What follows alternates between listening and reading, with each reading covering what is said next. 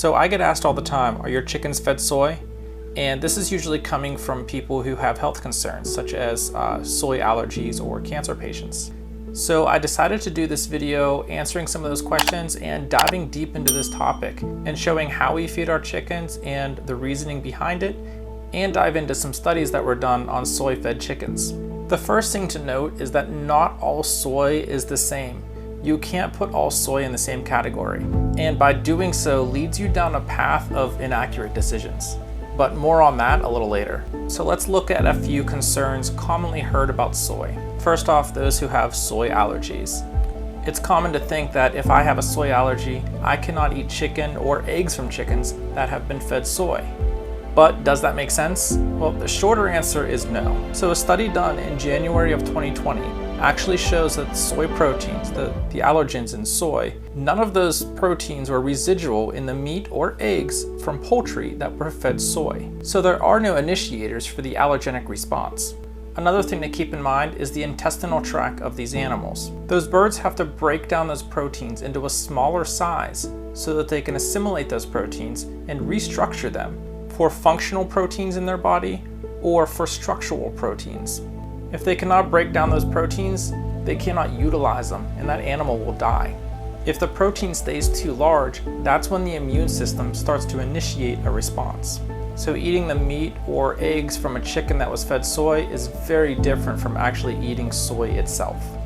Understanding the physiology of the bird and how these proteins are broken down, it just doesn't make sense that if a bird eats soy, you will have an allergic response. The second concern is enhanced risk for cancer patients. For this, we turn our attention to the phytoestrogens and isoflavones. Unlike the proteins, these can be transferred from the plant to the chicken to us. So now it's not a question of if we're being exposed. In this case, we are. But does this exposure cause any problems? The train of thought usually goes, these are estrogens, so they must act like estrogens, but that doesn't really match up with studies done on the matter. This thinking assumes estrogens and estrogen-like compounds act on the same receptors, and they don't. In women, the concern is breast cancer, and in men, the concern is dropping their testosterone level and risk of prostate cancer. Multiple studies on both have shown there is no increased risk.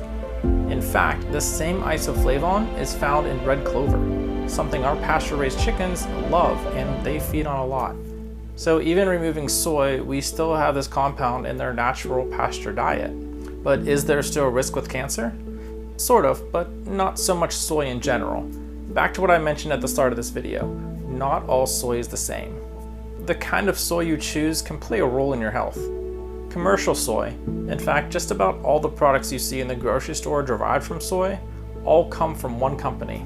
These soybeans have been genetically modified to resist a toxic chemical called glyphosate, which is used as an herbicide.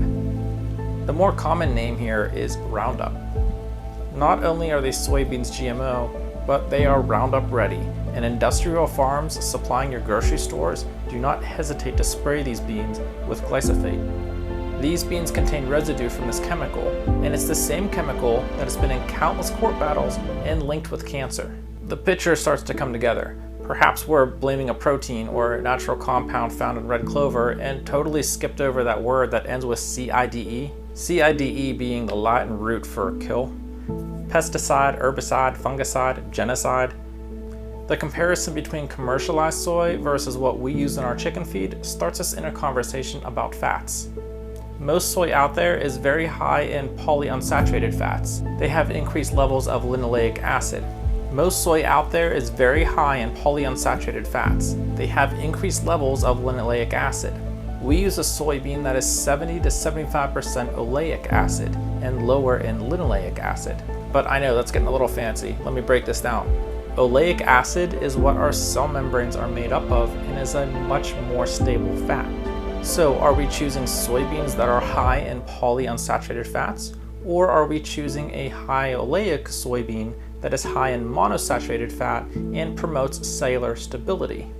We choose a high oleic acid, non-GMO soybeans grown locally by an Amish man who I can talk to personally, shake his hand, ask him questions, and see his fields. We've had customers who had soy allergies and some cancer patients try our chicken, and they have had no signs of any reaction.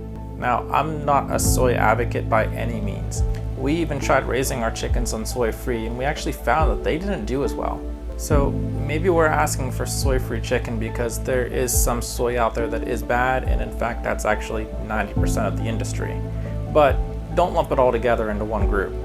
So we actually took the time to go out and find a good quality soy. We take a high level of care to those who patronize our farm and buy our food products, and we have a high responsibility to our customers.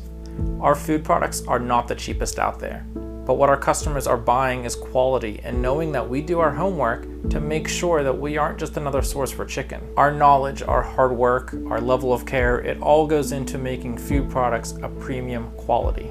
So I hope this cleared some things up. If you like what you saw, hit that like button down below and subscribe to our channel. And if you have any questions, let us know in the comments section below. Thanks for watching, everyone, and we'll see you again.